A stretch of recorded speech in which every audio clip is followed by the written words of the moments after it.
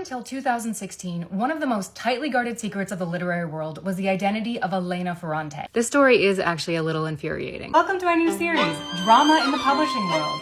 If the name Elena Ferrante sounds familiar to you, it's probably because you've heard of her work, The Neapolitan Quartet, which is a series of 4 books that begins with My Brilliant Friend and is about 2 young girls in post-World War II Italy, and it tracks their lives as they grow up and their friendship evolves and their lives take very different paths. These books are they're gorgeous. Elena Ferrante has been publishing books since 1992 and has since become the most famous Italian novelist alive today. And yet, this is not a real person. Elena Ferrante is a pseudonym, and it is hard to exaggerate just how tightly her publishing house has guarded the secret of her identity. How mind-boggling this is, because she is truly famous. Like, her books have sold more than 15 million copies worldwide. They've been translated into 45 different languages. There have been films and television shows. Her cultural impact has been compared to that of Eminem. And yet, in an age of where privacy doesn't exist, her identity has been kept a secret. Now, in interviews conducted solely via email, she's talked about how she has no interest in the limelight and wants to preserve the sanctity of her creative space. The woman has zero interest in being known. She's even gone so far as to say that if people uncover her identity and it's made public, she will stop writing.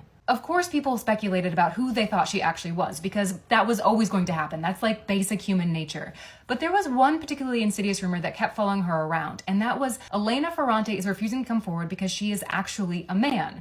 And these critics would say things like, oh, her prose is too muscular or too lean, and women just don't write like this, which is at a point that we know that that's a silly thing to say, right? Like we get that, right? Okay, great. Of course, Elena Ferrante and the publishers said that this was ridiculous, that she was a woman, and that it didn't matter what people said about her, she still wasn't gonna come forward. And it seemed like this was going to be a mystery that was never going to be solved. Enter Claudio Gatti, investigative journalist extraordinaire and a member of the Italian press. He decided it was his mission to uncover Elena Ferrante's identity. His reasons for unmasking Elena Ferrante were wild and varied. They included things like, oh, he's an investigative journalist and this is what he does. He uncovers questions and that's just his job. He also said that because she lied in some of her biographical details in order to protect her identity, that then gave him a right to expose those lies. Setting aside whatever convoluted justification this man told himself that made it okay for him to do this, the way that he actually conducted the investigation was kind of impressive. There were 3 parts to it. The first was that he was able to gain access to the financial records of the publishing house that Elena Ferrante used.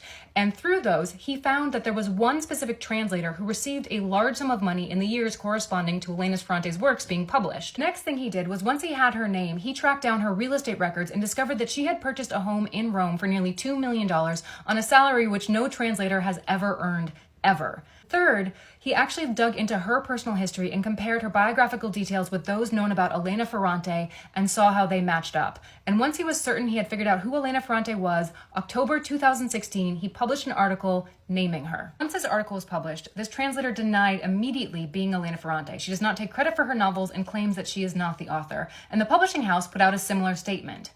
Now, this is primarily about an egregious breach of privacy, but there is a final twist to this story.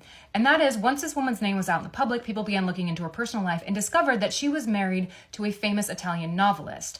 And if you can guess where this is going, you are probably right. People immediately began giving him credit for her novels, saying that he must be the real author behind Ferrante's works. Her husband goes out on book tour. He is a semi-public figure, and every time he goes out now, he gets this question constantly, and he seems frankly exhausted by it. He denies having anything to do with Ferrante's works and says that no, unequivocally, he is not the author who is writing these novels. At its heart, I think this story raises a lot of very interesting questions that society is currently grappling with, including, do humans have the basic right to privacy? And does fame take that privacy away? I think this question is actually more nuanced than I'm making it seem, and there is no easy answer. A quick note of clarification here. I am not at all making the argument that Elena Ferrante should have had her identity unmasked. Actually, quite the opposite. I think that she has an unusually strong case to the right to privacy, because from the very beginning, her work was predicated on the idea that her personal identity was going to be decoupled from her professional work as an author. However, there are some instances when an author has written under a pseudonym and they absolutely deserve to have their real identity made known. For instance, Margaret Seltzer, who wrote a best-selling 2008 autobiography that chronicled her life as a half-white, half-Native American foster child who grew up in South Central LA as a member of the Bloods gang. Turns out, none of that was true. Some people did some digging, and she's a white girl who grew up in Sherman Oaks. Back to Elena Ferrante. I don't think there's any easy answer to this question, but I do think in this case, the man who chose to put an international spotlight this guy onto someone who clearly did not want it was in the wrong. Anyway, what do you guys think? Also subscribe if you want more interesting stories.